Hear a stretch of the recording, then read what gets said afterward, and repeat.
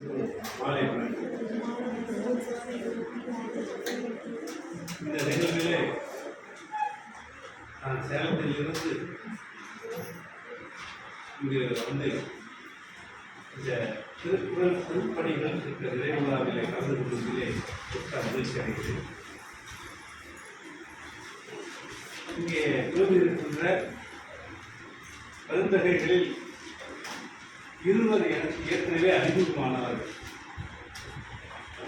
ஒருவர் தமிழ் வளர்ச்சித்துறைய உதவி இயக்குனர் அம்மா சுகன்யா அவர்கள் சேலத்திலே தமிழ் வளர்ச்சித்துறையிலே பணிபுரிகிறார்.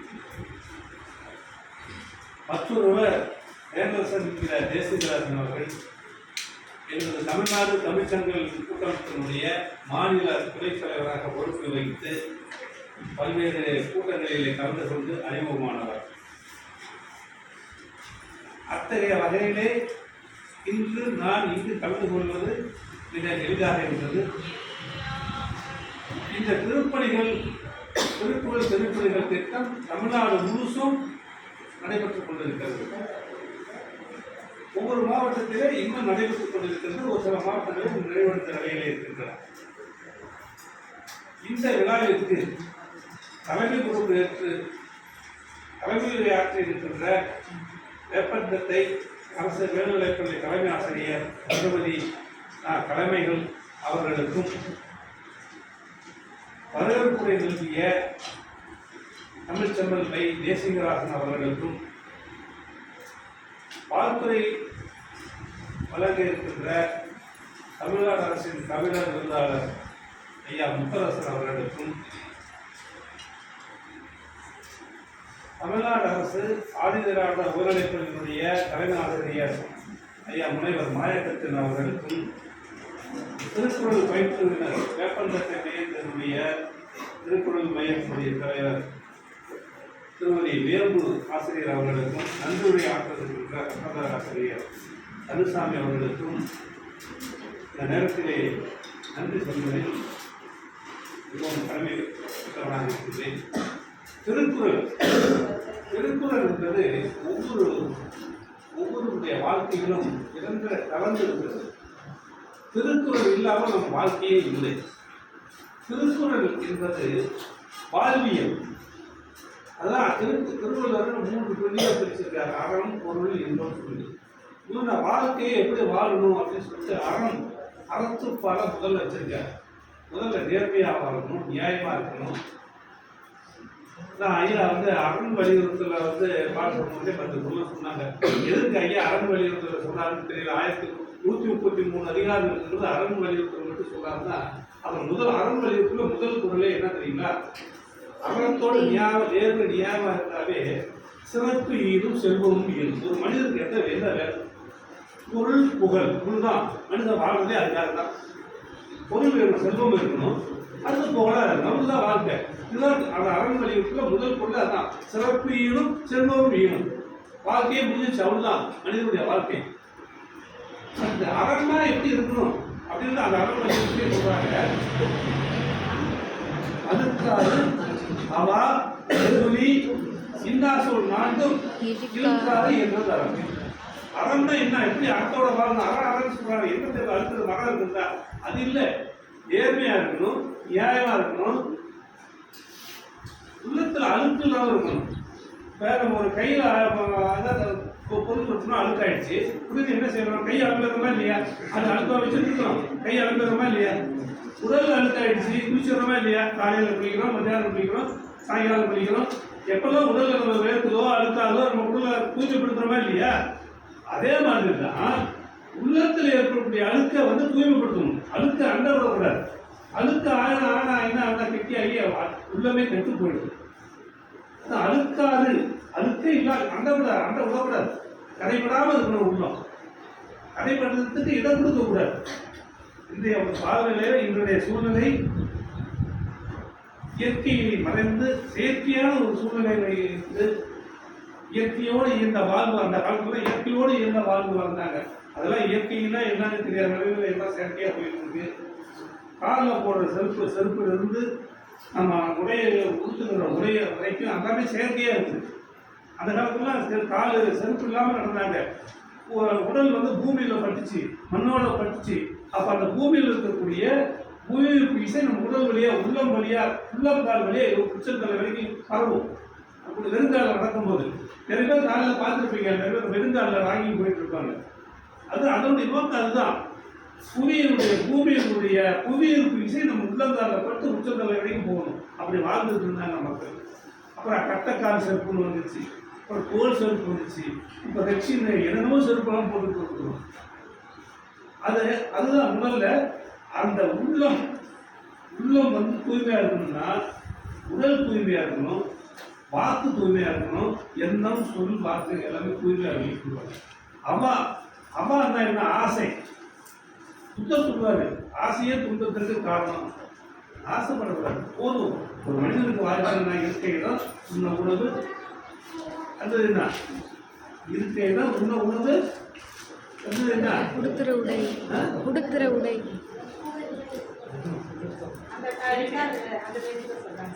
சொல்லுமா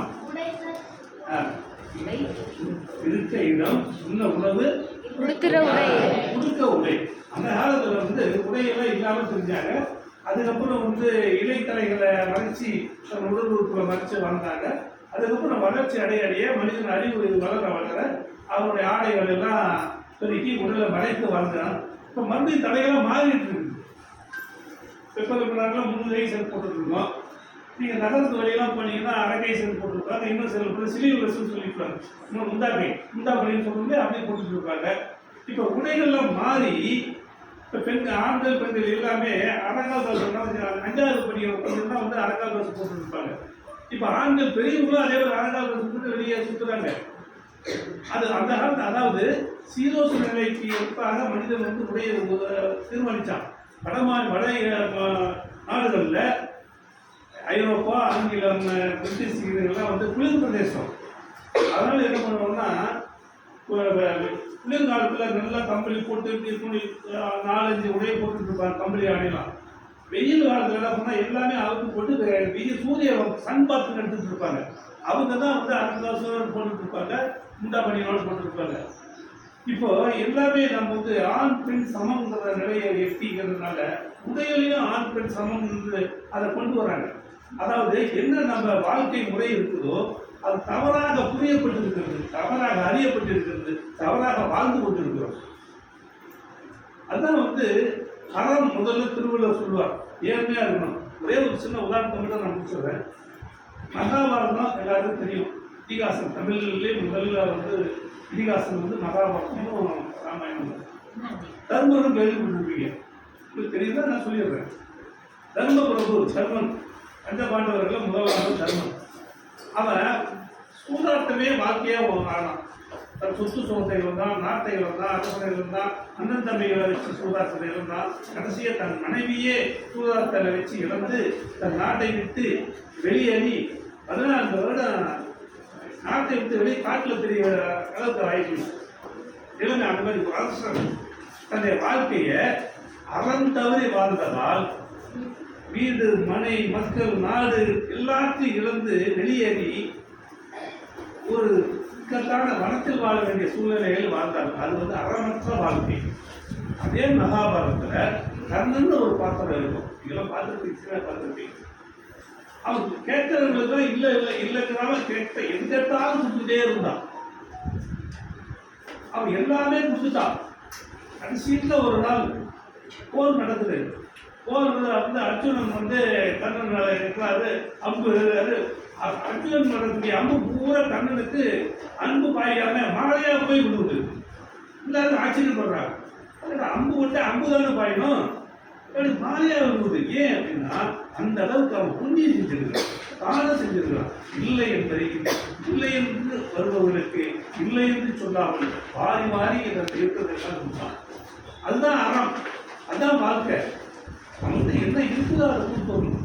கடைசியா அந்த அர்ஜுனன் கிறிஸ்தவ மாத்திர கேட்கிறாரு, என்ன ஏன் நான் வந்து அம்பு போடுறேன், அவனுக்கு எல்லாமே மாலையை போயிருக்கு, அவனை சொல்ல முடியாதான்னு கிறிஸ்தவ மாத்தா கேட்கிறாரு. கிறிஸ்தவ சூழ்ச்சி நான் போய் கர்ணன் இருக்கக்கூடிய ஏதாவது கேட்டு வாங்கி வந்துடுறேன் அப்படின்னு சொல்லிட்டு போறாரு. கர்ணன்கிட்ட கேட்குறாரு, நீ வந்திருக்கிற என்கிட்ட கொடுக்கறதுக்கு எதுவுமே இல்லை, பொன் பொருள் எதுவுமே இல்லை, நான் சாக போன நிலைமையில் இருக்கிறேன், என்கிட்ட என்ன இருக்கு கொடுக்கறதுக்குன்னு கண்ணன் கேட்கிறான். உன் இருக்கிறது தான் கேட்குறேன்னு.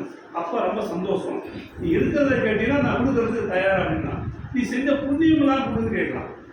கிருஷ்ண பரமாத்மா கண்ணன்கிட்ட சாக போகிற நிலையில கூட நீ செஞ்ச புண்ணியத்தெல்லாம் கொடு அப்படின்னு கேட்கறான். அப்பவும் மனமகிழ்ச்சியோட மனமு வந்து கஷ்டப்படாம எனக்கு புண்ணியம் இருக்குது நான் தரேன்னு சொல்லிட்டு நான் ஏற்கனவே அவன் செஞ்சது புண்ணியம் மட்டும்தான் கிருஷ்ண பரமாத்மா கேட்கிறாரு. ஆனால் கண்ணன் என்ன சொல்றான், நான் ஏற்கனவே செஞ்ச புண்ணியம், இப்ப செய்யற புண்ணியம், இனிமேல் செய்யக்கூடிய புண்ணியம், முக்காலம் செஞ்ச புண்ணியங்கள் எல்லாம் நான் எடுத்துக்கோ அப்படின்னு சொல்லி கிருஷ்ண பரமாத்மாவுக்கு கண்ணன் மாறி வளர்க்கிறான். அதுதான் அறம், அதுதான் அவருடைய வாழ்க்கை. அற வாழ்க்கைன்னா அப்படி வாழணும். அந்த அறமோடு வாழ்ந்தா திருவள்ளுவர் சொன்ன மாதிரி அரண் வலியுறுத்துள்ள முதல் குரல் வர மாதிரி செல்வம் ஈனும் சிறப்பும் ஈனும் புகழ் பொருள் எல்லாம் தானா வந்து சேரும். அது தேடி நீ போக வேண்டியதில்லை. நேர்மையாக நியாயமாக இருந்தால் இது எல்லாமே கிடைக்கும்ன்றது ஒரு சின்ன உதாரணத்தோடு சொல்லிட்டு, இந்த திருக்குறள் நீங்க எல்லாரும் மாணவ மாணவிகளாக இருந்தாலும் சரி, பெற்றோராலும் சரி, திருக்குறள் படிக்கிறதுக்கு வயது வரம்பே கிடையாது. ஏற்கனவே படிச்சிருந்தாலும் சரி, படிக்கிறவங்களாலும் சரி, இனிமேல் யாராவது படிக்கணும்னு விருப்பப்பட்டதாலும் சரி, ஒரு நாளைக்கு ஒரு குறள் படித்தா போதும். ஒரு நாளைக்கு ஒரு 1330 குறள் தான் இருக்குது, அதனால படிக்கிறதுக்கு ஒன்றுமே இல்லை. ஒரு நாளைக்கு ஒரு குறள் படிச்சுன்னா 3 வருஷத்துல படிச்சு முடிச்சிடலாம். ஒரு நாளைக்கு ஒரு குறள் 3 வருஷம் 1330 குறளையும் படிச்சு முடிச்சிடலாம். அதுக்கப்புறம் படிக்கிறதுக்கு குறளே கிடையாது. நீங்கள் இப்போ ஐயா சொன்ன மாதிரி அவர் கல்லூரியில் படித்த ஒரு 1330 குறளை தன்னுடைய மகள் கல்லூரிக்கு சென்ற பிறகும் அந்த 1330 குறளையும் ஒத்துக்கக்கூடிய அந்த ஆற்றல் இருக்குது அப்படின்னா, அந்த அம்மா வாழ்க்கை அற வாழ்க்கையா வாழ்ந்துட்டு நியாயமா இருக்கும். அந்த வாழ்க்கை நல்லா தான் இருக்குன்னு நான் நினைக்கிறேன். அதில் நான் மேலே அந்த மாதிரி பாராட்டு, நாமளும் அந்த மாதிரி வாழணும். திருக்குறள் யாரையும் சார்ந்து எழுதப்பட்டது கிடையாது. அனைத்து மொழியினருக்கும், அனைத்து சாதியினருக்கும், அனைத்து மதத்தினருக்கும் யார் வேணாலும் இதில் எங்களுக்கு சாதகமாக இருக்குன்னு சொல்லுவாங்க. சமண மதத்தை சேர்ந்தவர்களா எங்களுடைய கொள்கைகள் திருக்குறள் இருக்குன்னு சொல்லுவாங்க. புத்த மதத்தை சேர்ந்தவர்களா எங்களுடைய கொள்கை திருக்குறள் இருக்குன்னு சொல்லுவான். கிறிஸ்துவ மதத்தை சேர்ந்தவர்களா எங்களுடைய கொள்கை திருக்குறள் இருக்குன்னு சொல்லுவான். யூத மதத்தை சேர்ந்தவர்களும் யூதமே ஆர்வப்பெல்லாம் இருக்கு, யூத மதத்தை சேர்ந்தவர்களும் எங்கள் கொள்கை இந்த திருக்குறள் இருக்குன்னு சொல்றான். திருக்குறள் கிட்டத்தட்ட 100க்கும் மேற்பட்ட மொழிகளில் மொழிபெயர்க்கப்பட்ட ஒரே நூல் திருக்குறள். நம்ம தமிழர்கள் உலகெங்கும் 60க்கும் மேற்பட்ட நாடுகள் இருக்கிறாங்க. அனைவராலும் திருக்குறள் படிக்கப்படுகிறது. ஆனால் நாம தமிழ்நாட்டில் இருக்கக்கூடிய நாம படிக்கணுங்கிற ஒரு கட்டாயத்துக்கு உட்படுத்தப்பட்டு இதை நம்ம மாணவர்களுக்கு கொண்டு சேர்க்க வேண்டிய கடமையை தமிழ்நாடு செய்கிறது. அந்த திட்டத்துக்கு முன்னின்று ஏற்பாடு செய்த தமிழ் வளர்ச்சித்துறை இயக்குனர் அவர்களுக்கும், அங்கு ஏற்பாடு செய்த பெரம்பலூர் மாவட்ட நிர்வாகிகள் அனைவருக்கும், இந்த திருக்குறள் மையத்தை இடம் கொடுத்து நல்வழிப்படுத்தி ஆலோசனை வழங்கிய பள்ளி தலைமை ஆசிரியர் அவர்களுக்கும் எனது நன்றியை தெரிவித்து விடைபெறுகிறேன். நன்றி.